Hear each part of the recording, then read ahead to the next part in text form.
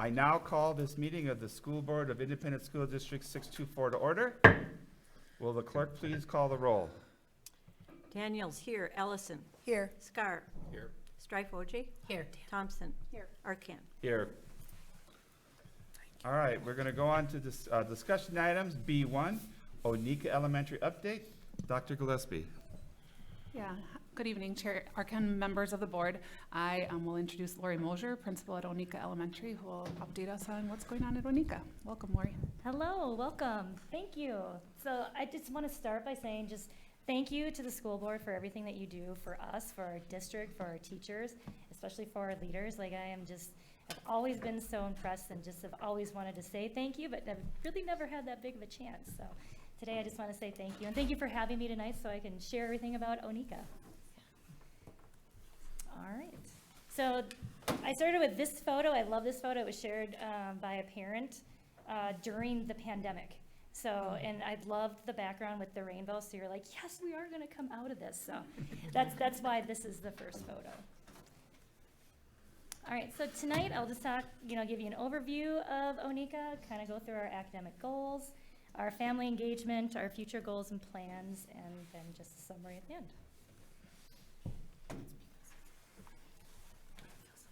So demographics, we are a K-5 neighborhood school. We have approximately right now 443 students.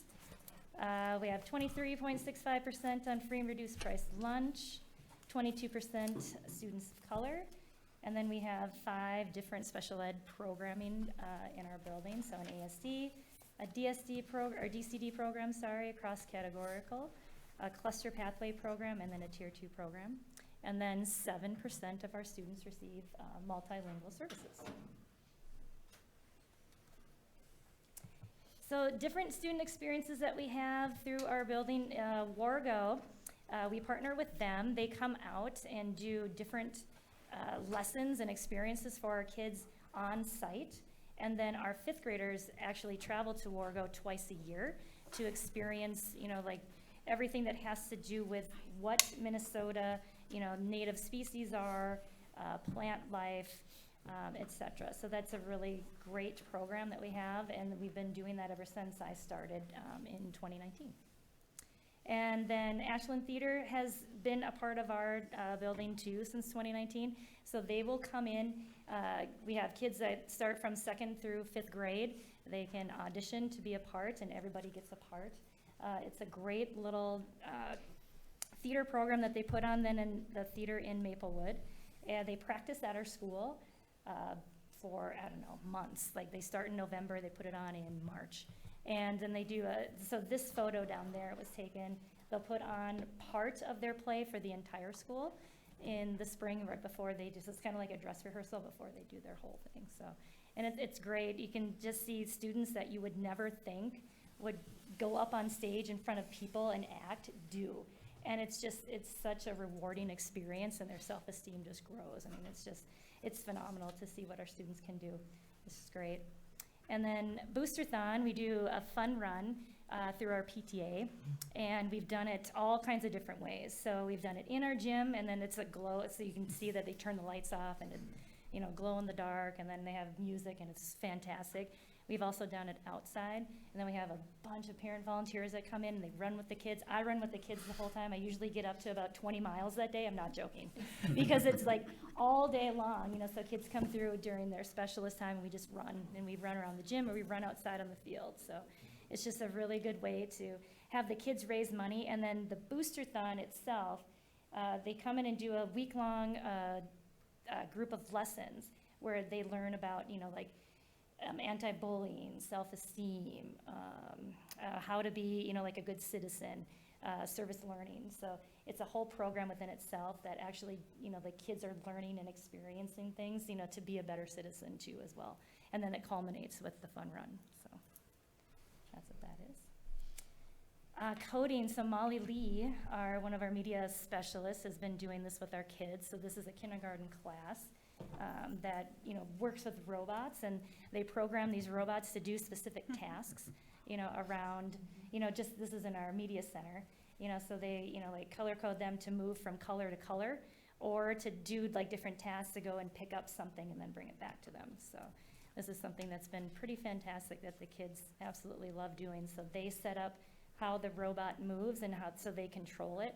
And then, you know, as you can see, they're just so excited to see, like, I did some things in a computer and then this robot moved and it did what I wanted it to do. Like, it's such a fantastic experience.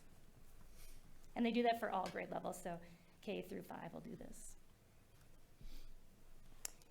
All right, so now academic goals. So this, I just put our school's mission there. I don't know, do you want me to read it or is you okay?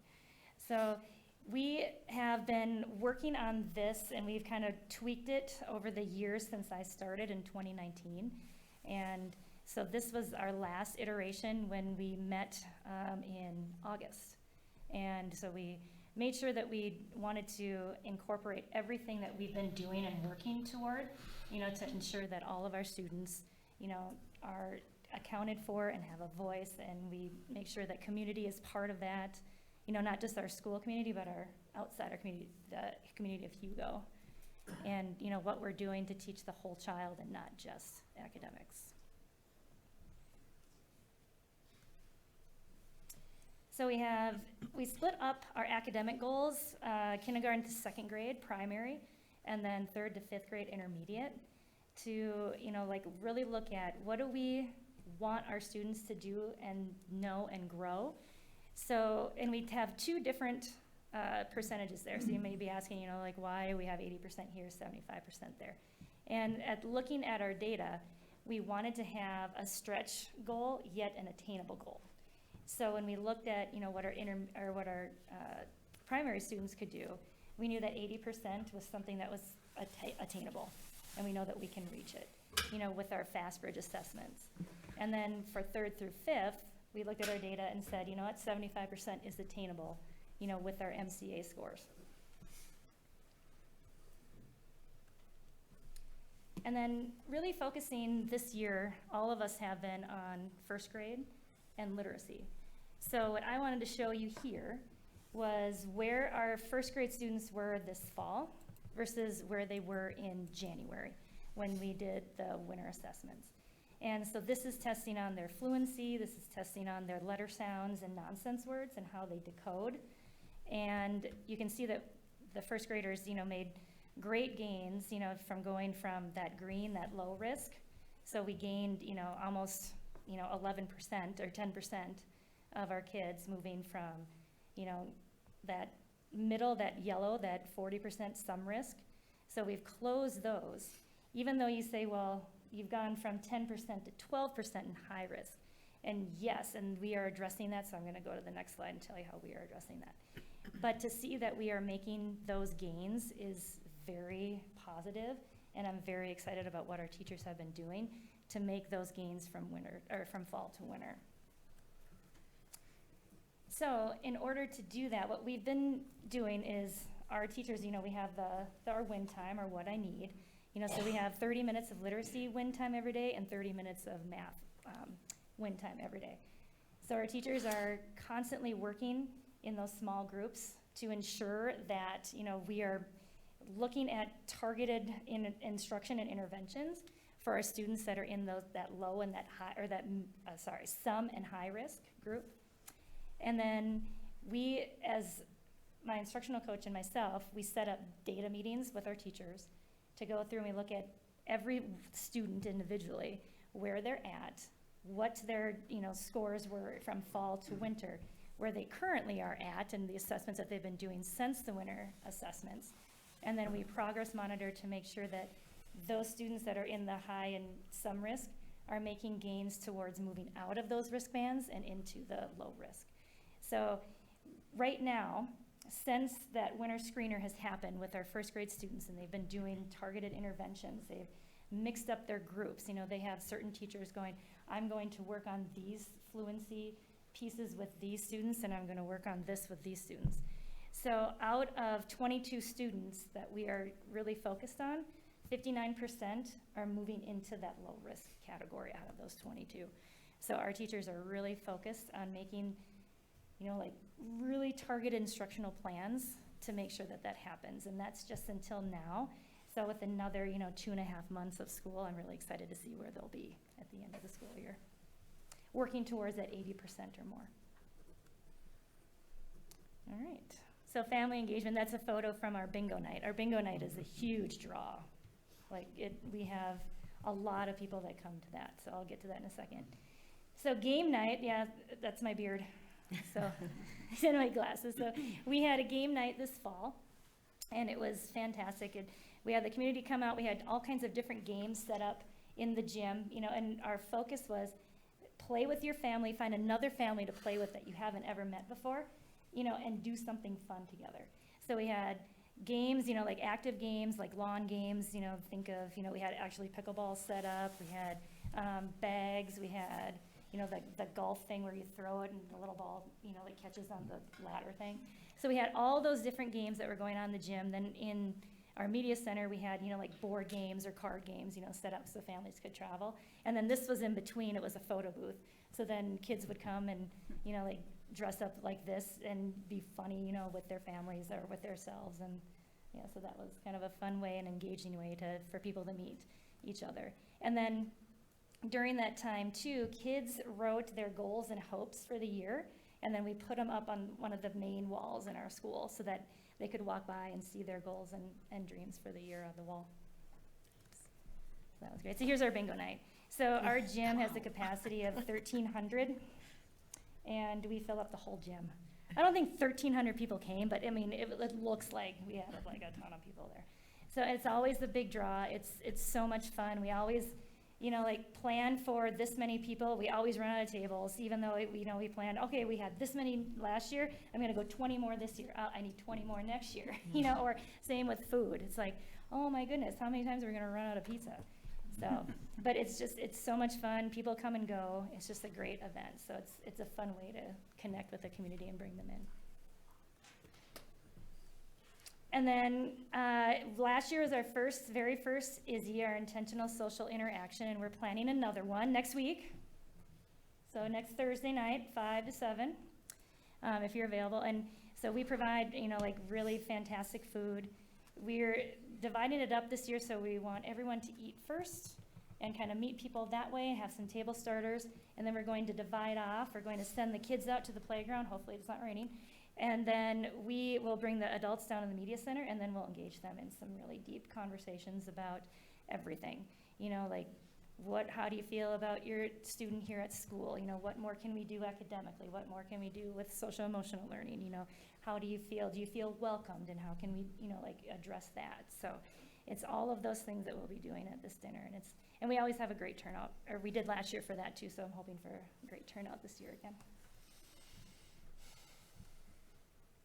Our art party is another great draw. So this was last year's, but we are planning one for this year in May.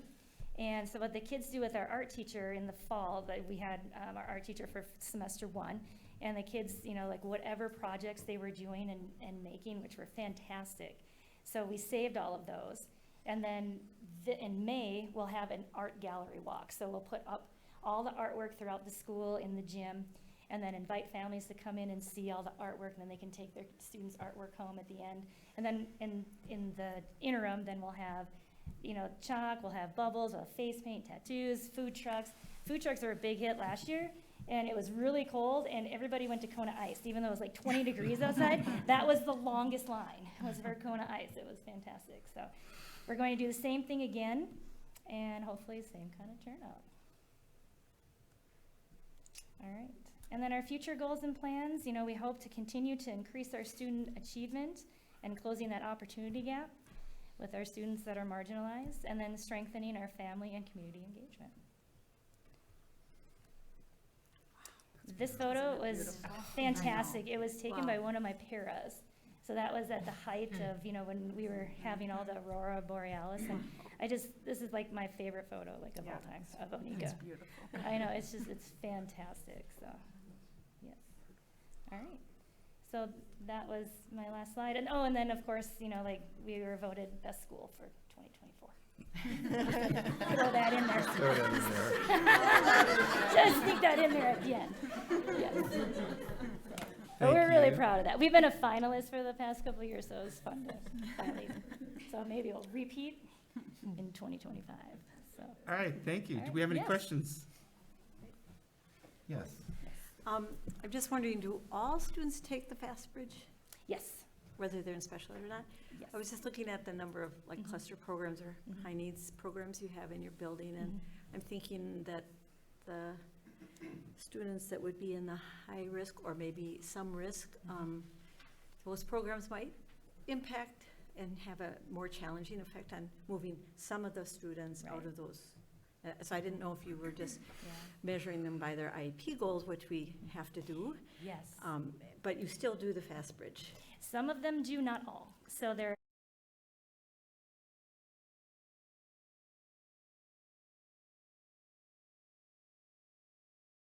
Whatever it says, Mhm. okay. Yes. Just Yep, good question.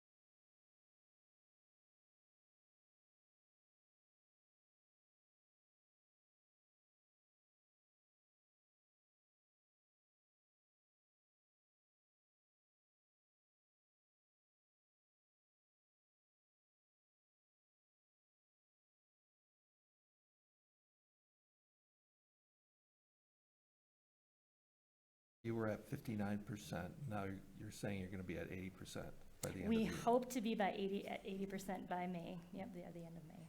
Okay, Mhm. and then Yeah.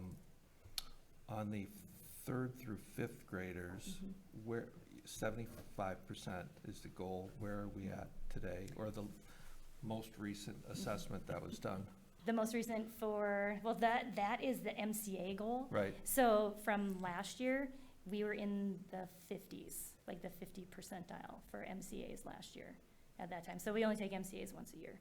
So I don't have that, to compare Sure. it. But, like our FAST screeners, I'm trying to remember like our exact percent. It was pretty good. I mean, they were still, like around that, like where first grade was, as far as the FAST screeners for moving Okay. towards that 75%. But it's a different test, so, yeah. So that's a pretty aggressive goal, too. It is aggressive, and our teachers are working, as hard as they can to hopefully attain that. So you mentioned on the demographics, we have 443 students there. Mhm. Do you know offhand, just ballpark, what's the capacity for the school for students? 720, I think, is what our capacity will be eventually. And we have, when pre-K, we have 100 students that are in our pre-K. They're not there every day, because some are, half day, some are every other day, some are, whatever. So we do have, like, if you count our pre-K in there, we're close to 600 kids right now in the building. Thank you. Mm-hmm. Okay, thank you. Ms. Straight, Fauji? Thank you Yes. for everything that you're doing and your teachers are doing. My question is, why would you use the Fast Bridge assessment for K2 and not continue using that same assessment for the 3-5 goal? Right, and that's something that we are going to address this year coming up. So when we met in August with our building leaders, we talked about that. And our third through fifth grade teachers really wanted to use the MCA data for their stretch goals, because They saw, you know, like where we had been, you know, since the pandemic, and they're like, I know we can do this, I know we can do this. So that was part of our 3rd through 5th grade teachers deciding on that goal, you know, and sticking with the MCAs. Next year, I would love us to be all the same. I'd love all of us to be, you know, like with the FastBridge assessments, because that's a 3 time a year thing that we can consistently see that we're making progress. It's easier, Yeah. you know, to use that as a goal. So we've talked about that. That That's was a great what question. my question was. It seems like it would be easier to Mhm. monitor the progress on that. Yep. So, thank you, and thanks for everything that Right. you're Yeah. doing. Ms. Thompson? I don't have any questions, just as a parent whose kids went to Onika, thank you for the presentation, it's great, and I just had to add, the booster-thon, that was one of the races that the PTA group I was in got started in the school, and I think I Yes. still have my T-shirt, because the kids would run Yes. around and they'd They do, sign we the mark it on shirt. the back. And I It's have, great. it's just full of everybody's names. And the bingo night, yes, big hit. My Mhm. husband works in trade shows, and we would bring in those extra tables that we Yes. always ran out of, and the extra Yes. chairs, so, Mhm. yeah, it's always it was a great event that the community really comes together. So it's great to see those things are still happening, and Yes, so Yep. thank you. absolutely. Right. Ms. Daniels? We have one more question. Did you Yeah. say the booster-thon, that was a fundraiser? Yes, yep, our So- PTA does that. Yeah, can I ask, what they do with the funds? What are some of the wonderful things? So we use it kind of to pad our budget for the year. So we usually bring in around $20,000 from that one fundraiser. So then the PTA uses that, you know, for how it funds things for teachers and kids throughout the school year.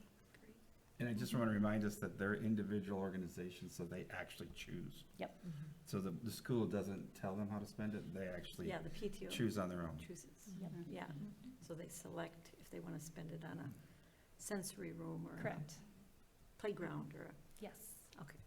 thank you. Any other questions?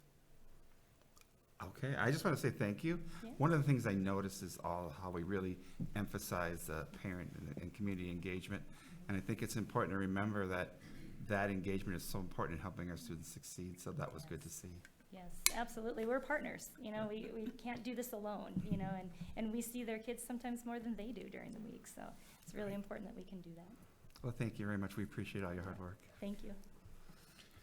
Okay, now we're going to go on to B2. We're going to get an update. This is exciting on the elementary Spanish dual immersion program. Dr. Gillespie, you want to go ahead and introduce our guests?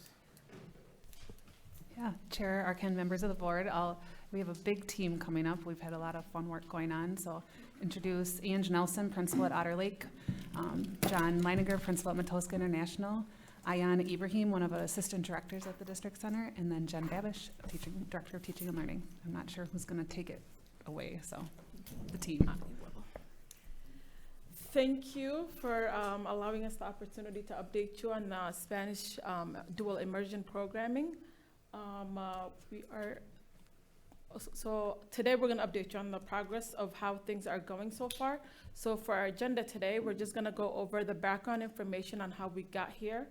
We're going to provide you with a little bit of progress and then our plans and then our goals. We're going to share some updates on accomplishments, some enrollment information, staffing and curriculum, and what our next steps are. So how did we get here? So we started exploring immersion programming last year. We had a wonderful team that we got together for the steering committee. And our goal was really to establish the framework of what dual immersion programming would look like here at White Bear Lake. We dig deep into the research. We looked at, we focused mainly on these 3 things at the beginning. What were the best practices for dual immersion programming here at White Bear Lake? And what would that look, and how it would look here? And then we also, if we had Spanish dual immersion here, where would it be? So we looked at different areas of like different buildings, looking at like the different models and how it would look in each building, and then what are the needs and desire of the community. And then on October 21, 2024, the board approved the launch of 3 sections of Spanish dual immersion for kindergarten, both at Otter Lake Elementary School and Matoska for the next school year. So these are the different phases, and now we're in the final phase, which is phase 4. We are currently working with the program design team to develop program specifics. We're looking at curriculum, instruction, assessment. We're looking at PD. We're looking at different resources that we should have within each school to really be successful as we launch this program for the next school year.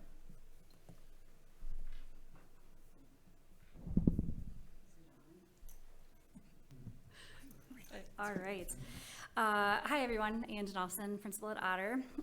So when we went around and we talked to the different elementary schools about the new programming, we offered up the opportunity to be part of a design team, knowing that we didn't know exactly what they would be doing, but we needed help and creating this awesome new program. The idea of the program, though, is that it really is embedded into each of our schools. So it's not dual language Spanish immersion Otter Lake. It's Otter Lake that offers this program. It's Matoska that offers this program. With that said, we felt it was really important that the program itself had its own vision statement. It would work under the mission statements of each of the individual schools, but we needed some guiding force for the team as we started to bring the program together. So we pulled together people who volunteered to be part of the design team, and it was a pretty good sized group, actually. And we put them into 2 separate groups, and we used a process very similar to what we've used before in the past with our lovely Dr. Cook, who's no longer with us. But in terms of reviewing the research, reviewing best practice, reviewing all of the work that the steering committee had already done, to really say, what do we want this program to mean for us in White Bear Lake? The team then created 2 different draft vision statements that then we very quickly pulled together a parent focus group night. So when we had, prior to the board meeting, we had gathered some information sessions, and at those sessions, we had offered to families, if you ever want to be part of something for dual Spanish immersion, give us your contact information. Every single person that attended said they wanted to be part of something moving forward. And I would say 75% of them came to this focus group night, which was really exciting. So what we did was we separated them out into 2 different groups, and we had them review both of the draft vision statements, along with just giving input on some general questions. And then members of the design team were there to gather all of that information back. What we did then, we brought the design team back together, and we took all the data from the families and we combined it into one vision statement. And then we did the very detailed work of going word for word to see, is this what we mean? And so, and it was really, really important to the team that the words weren't even, the words were what we wanted for in English, but it needed to be translated exactly how we wanted it to as well. So for example, and I'll just be honest, I actually am not a very proficient Spanish speaker yet, but the word dynamic in the vision statement was very carefully chosen because of the way that translates in Spanish. So it's very intentional, the wording that was used. Once we had this final draft set, before it was even sent off to all of the families, we sent that back to the focus family groups, and they were just very happy with the end result. And this really is been our kind of guiding force as we continue to work on establishing the program. Great, I get to talk about curriculum and instruction. So what are our students going to learn? The program team, we met a couple times already this year to really focus on how will our curriculum align with the state and national standards, and then how are we going to organize that for our kindergarten teachers so they feel supported with their instruction, and then the materials that they have are in Spanish and can support the student outcomes. So I'm happy to say our board approved curriculum that we have been using in all of our programming at the elementary, they have Spanish versions of that. And so it's actually been really nice to be able to just be able to look at the Spanish version of our Spanish language arts, which is Caminos. And then looking at our social studies curriculum, we use Teachers Curriculum Institute. Amplify Science, and our second step, our social emotional learning curriculum. So all of those are available in Spanish. And so our next step, we've worked with the design team to really focus in on, okay, how can we help support our kindergarten teachers coming in? And we've kind of done all we can at this point, and now we're waiting till we actually have our kindergarten teachers come in and, look at that scope and sequence, how we're going to organize those daily lessons closer to the summer when the new teachers start. And then just an update with math, we are looking to pilot a new math curriculum next year with all of our elementary teachers, not all of them, but in all of our grades. And so that will be determined then which math curriculum we will use for our kindergarten Spanish immersion at that time as well.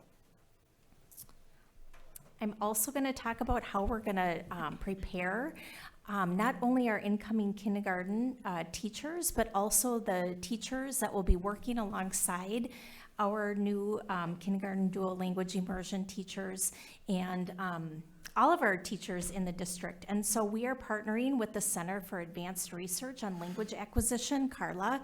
We're really fortunate that we have the University of Minnesota and that programming, just downtown, that we can provide professional learning. They really are the experts. So we are offering that up to some of our design team members to learn more about Spanish dual language immersion in the schools, and offering that to our principals as well and some of our instructional coaches.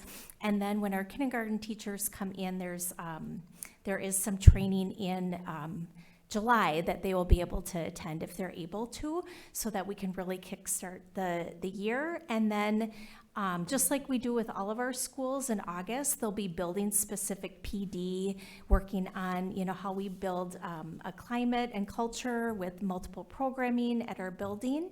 And then we'll have ongoing training for all of our teachers as well around dual immersion instructional strategies, best practices, family engagement, all those important pieces of the program.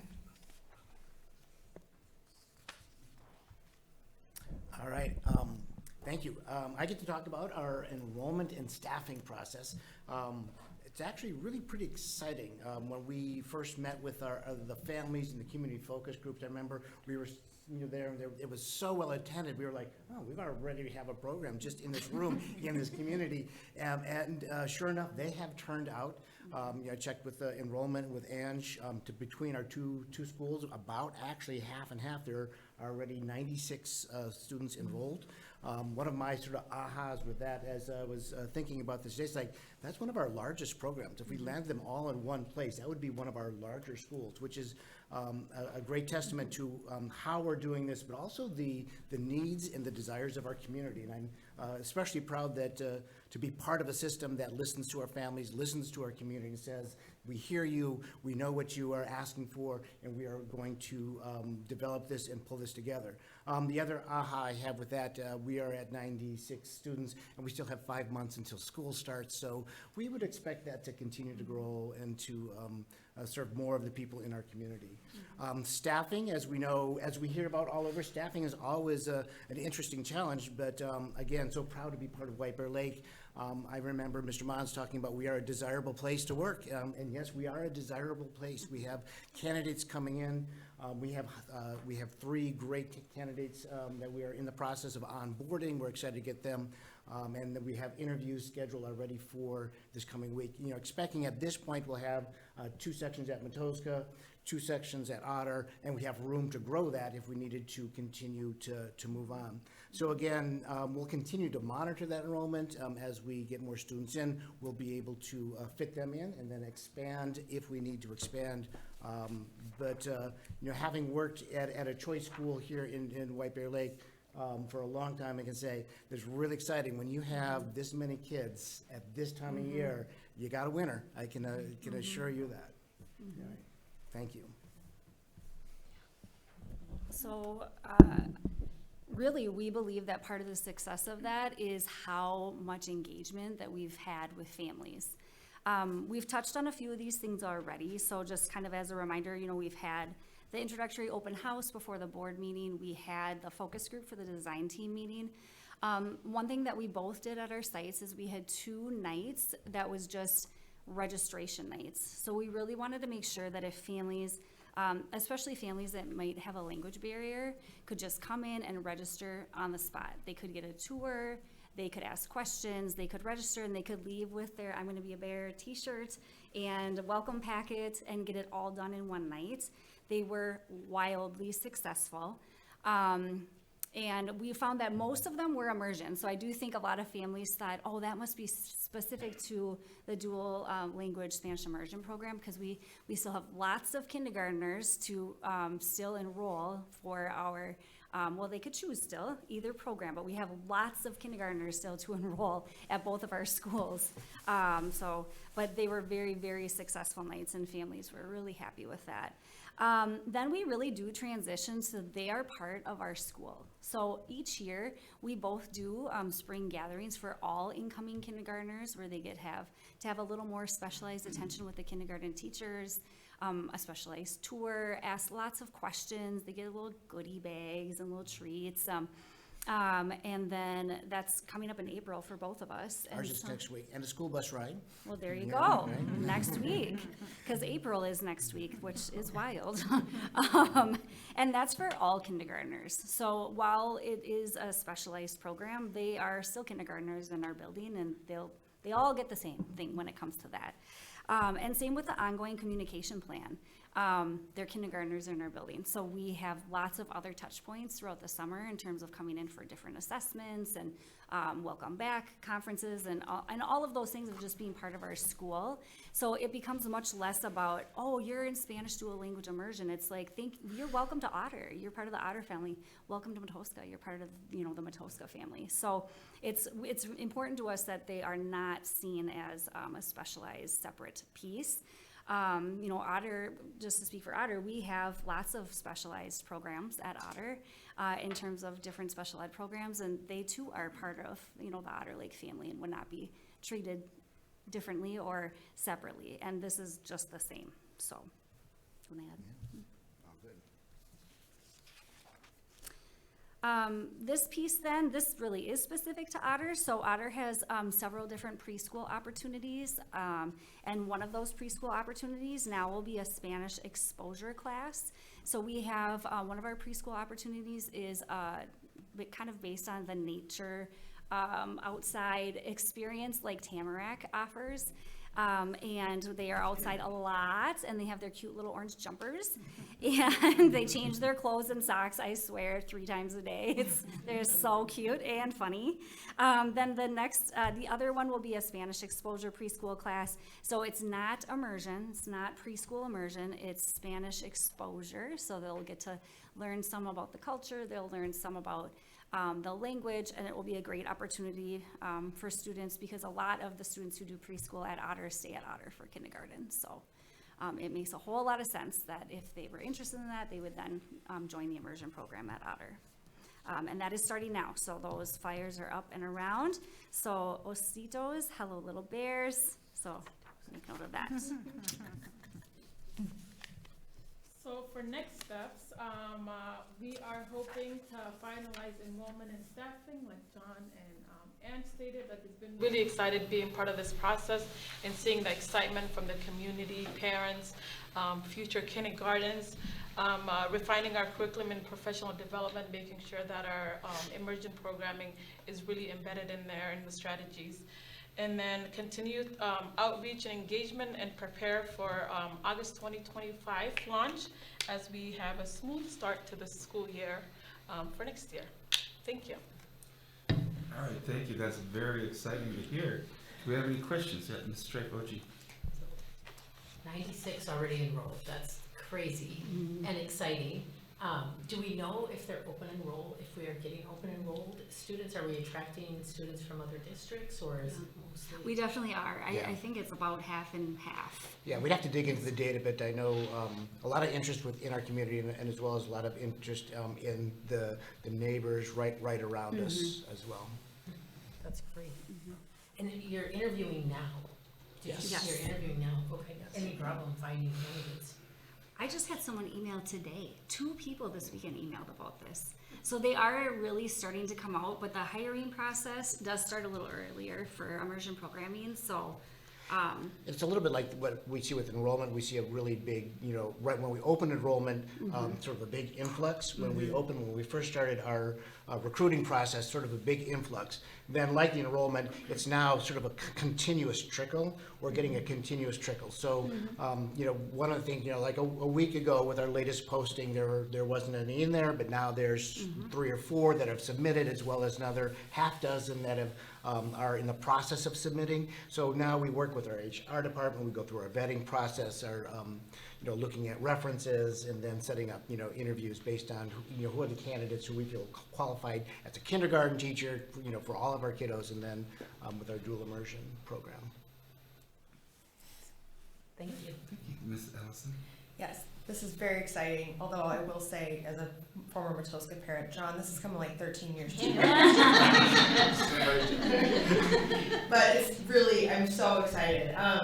So my questions are, when you're hiring, this is just total ignorance on my part, are you looking for native speakers of Spanish or Spanish as a second language?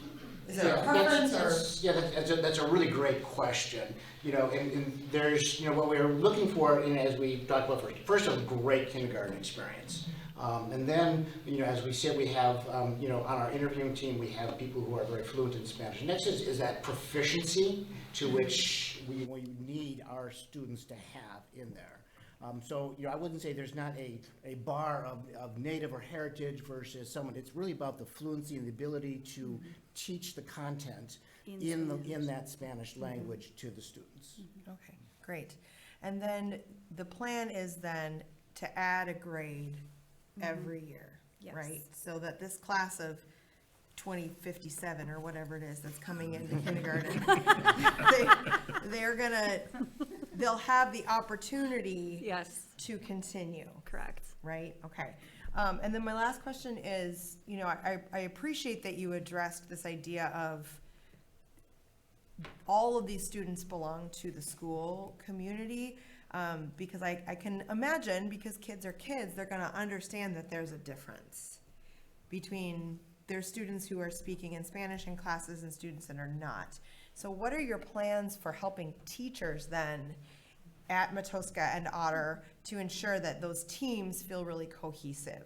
I can go first. Go for a stab. Well, I just know, because I've already talked to the kindergarten team at Otter, and really the first question they had for me is, how can we support the new kindergarten teachers? And so they already are so collaborative and partner on so many things.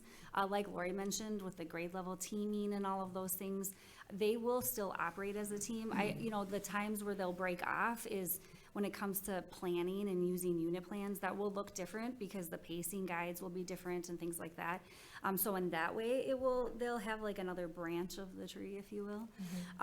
But otherwise, I imagine they'll work very similarly to how they work at any grade level team. And I would say for students, I don't think it's gonna be as big of a deal as we might think. Again, Otter has so many different students with so many different needs that have many different types of amazing things, and some have some unique challenges, and some of them are very visible and some of them are not. And students just treat everyone with respect. They want to play with them. They're their classmates. And so I really think it's about the culture in the school, making everyone feel included and being inclusive. I feel like we have that, so I don't see it being a barrier. Especially because we have students now that speak Spanish in classrooms, that are, multilingual. So in my eyes, at least for Otter, it's more about like continuing to build the school culture where all students are valued for what they bring and who they are, and it's a really inclusive atmosphere, because we do have a lot of students with different needs and all sorts of things at Otter. So, and the kids are just amazing, and they just welcome people. So. I would also add to that too. It's one of the reasons why we wanted to make sure that our English track students are also having Spanish language as part of that. One is, I was already highly valued at Matoska as an IB school, it's expectation, but it's also one of those unifying things. They come from different lenses, but we have those connections. I'd also say, at Matoska with our IBs, is we have our units of inquiry. We have sort of the framework of who we are already built in, and now we're just adding different sort of tracks and layers to how we implement and do that curriculum. I have one thing, Scott. So can you describe what a student day would look like?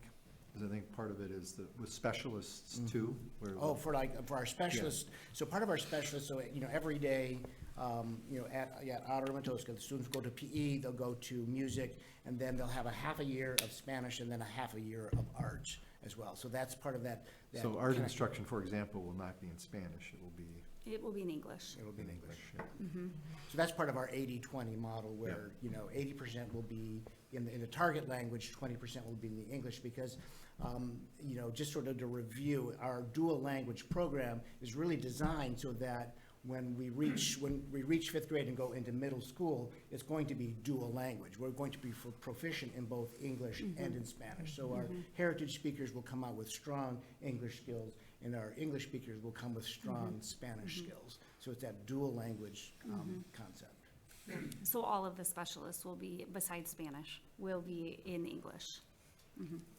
Wonderful. Thank you so much. Other question, Mr. Scar?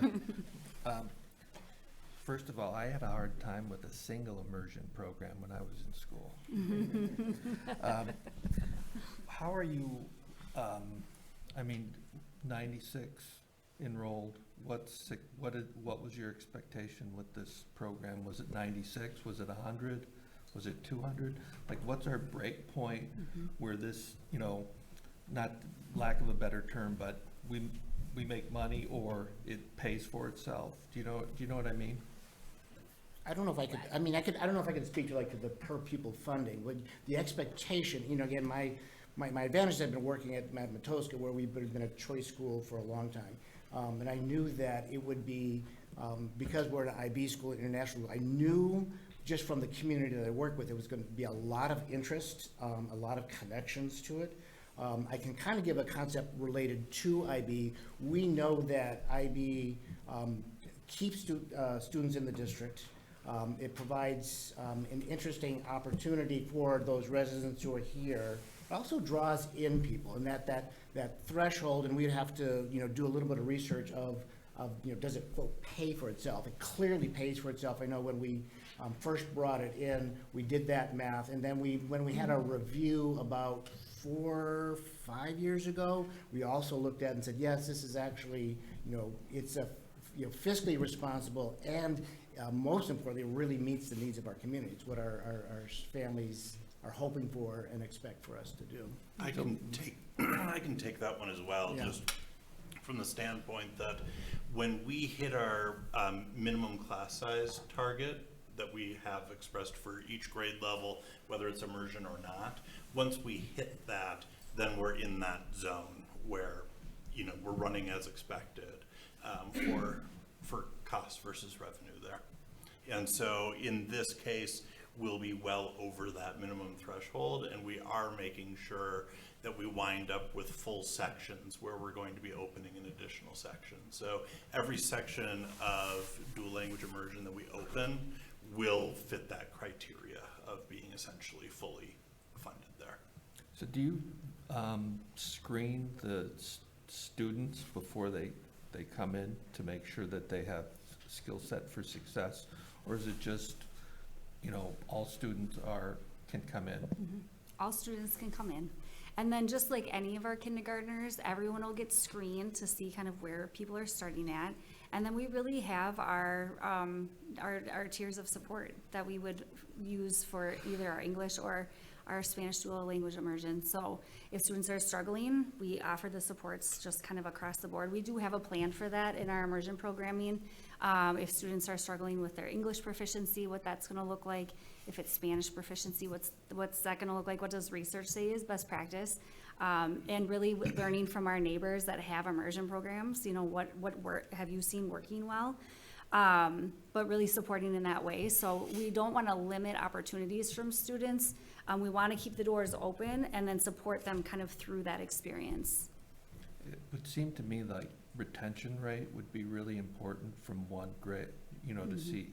So that, do you guys have a feel for what your expected retention rate would be in this program for people to stay in versus, Right. or for students to stay in versus not? That's a great question. I mean, we hope it's 100%. Sure, of course.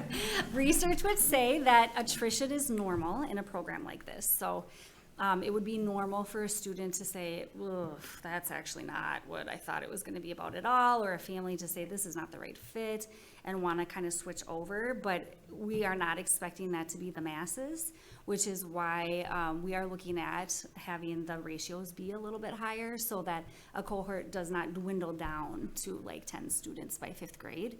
That would not be fiscally responsible to run a class of 10. And it's not good for the students either. So that's why a lot of those decisions have come into play in terms of class size, what does that support look like, being really open and transparent with families about what the program is, and also being really open and transparent that when a student comes into kindergarten, just being in kindergarten is really hard. You know, and kindergarten teachers have been really open and honest about this too. You know, it's normal for students to go home and be so tired and they sleep. And it's normal for them to be really cranky and kind of tired and hungry. And those are all just kindergarten normal things.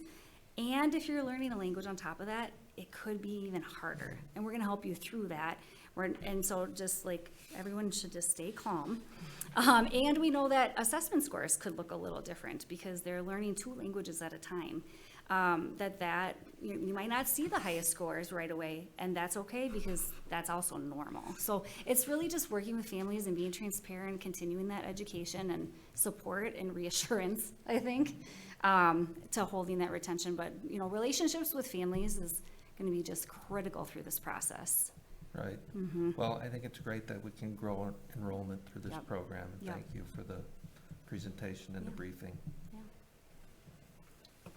Okay, Ms. Daniels. Yeah, this is kind of a question for down the road, but this is just something I've thought about over the years. We have informally talked about an immersion program for years, which those of you who've been around for years, so this is so exciting that we're now, gonna take that big leap. But, so I was thinking about the MCAs and how those work with immersion programs. I know kindergarten doesn't have to worry about it. You don't have to worry about it for a couple of years, but how does that work? They have to take them in English. They have to take them in English, Yeah. okay. They have to take FastBridge assessments, and they do have to take them in English. Okay. And that's one of the things, you know, our communication is so important. One of the things that research actually plays out, that we know because they're learning 2 languages, the progress is going to look a little different. It takes a little bit longer. So we put we carry that weight, and we know that we have to progress in both languages, but also know, as we communicate to families, it's gonna look different, right? And that's okay, because this is what we expect. And the research really puts a lot of emphasis on that, like just having the different models of the 80-20 and slowly the percentage changing over time. It really shows with all the different immersion programming, by the time students are in 5th grade, you see them scoring twice as high as their classmates. So eventually they get there, right? It takes a little bit of time in the beginning because they're learning this new language, but as soon as they reach 5th grade, you will see their scores being really high, because now they're at the point where they comprehended Spanish and they're doing their English work too. Thank you. Ms. Millard? So if we have 2 sections at Otter and we have 2 sections at Matoska, I'm assuming we're talking 4 FTEs is what the plan is, As of now, as of now. we think it'll be More. probably 3 and 3 would be what we're hoping for. Yeah. Do we think it'll be 3 and 3 by next year, or is that a hope? By for- fall, by We do this think year. it'll be that by fall. Mhm. I would, So the class size would that's go my in- prediction. So, Because it is so early. right, So we're talking about, a total of 120 to 140 or 145 students, and we're already almost at 100. So it's likely that we'll get to that point. so then Which are then we helps looking with for the like, attrition, because families move in and out too, and so as they go through elementary school, hopefully that will be a solid number that will carry through. Then what's the typical class size for kindergarten is, So between 18 and 22. Yeah. so we're already at 24, so what is the attrition number we're trying to get to so that, the number we're trying to get to because we know we're going to Right, use? 3 sections So- is what we're hoping Right. for. Yeah, 3 seconds. And if the sections are a little higher than that, we might have some additional supports in those sections. Yes, correct. So So that six, if we- six altogether. Yep, Mhm. 6 altogether. Mhm. Mhm. So for the people that are applying to be a teacher in this, where are we pulling them from? Is there a particular area, school? All over, really. All over? The opportunity is available to Yeah. anybody that would like to apply. So we've had a lot of interest from, local people who are currently working in other immersion schools. We've had cold calls from other states. It's kind of exciting, place to be where we see people from all over with qualifications and experiences. Some people right here, born and bred in Minnesota with wonderful language skills, and, heritage speakers from other states who are moving to Minnesota. It's really a fun time to be, looking at that candidate pool. Have we done any specific targeting for these positions? No, we haven't. Mine is more informal reach out. There's, we're really following kind of our classic recruitment. Okay.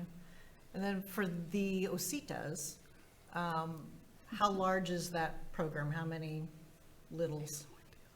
I look at Tim, I'm like, Well, that and is the reason outside I of my. The reason I ask is I know every single year we have a hard time getting the teachers in for a lot of those Mhm. preschool classes. We get a lot, well, Yep, no, we'd follow our regular enrollment practices for that class as well, so we would shoot for somewhere around 17. and then 2 people would then Yep, be. typically a licensed teacher and a para. Is there a reason why we're not hosting it at both Matoska and Otter? Space. Because the basic answer for that one is space. We don't have the space at Matoska in the summer? It's the It's school a year. school year program. Oh, school year. Mm. Yeah. Oh, yeah. Okay. I think that was it. This is exciting. Thank you. Last chance? Yes, go ahead.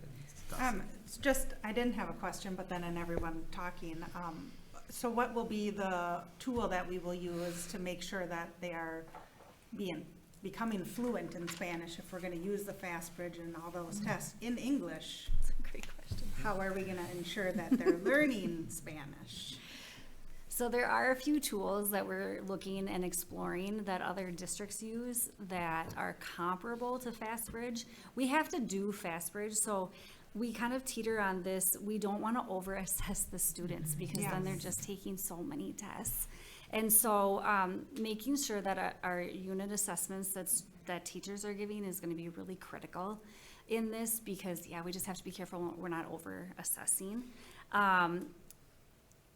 In these standardized ways, but there are tools that can give both English and Spanish proficiency, but we also are really still bound to FastBridge, so we haven't decided that yet, Right. but, so that's a really good question, And though. some of our curriculums that we're looking at and bringing on have tools built into it, like our Caminos, which is our CKLA.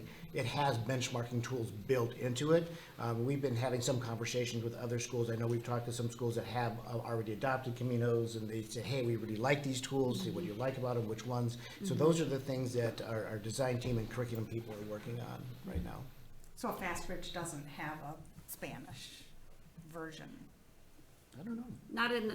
Not that we want to use in that way, Well, thank you. All right, well, thank you. We look forward to hearing updates as we go along. Thanks for Thank you having very us. much.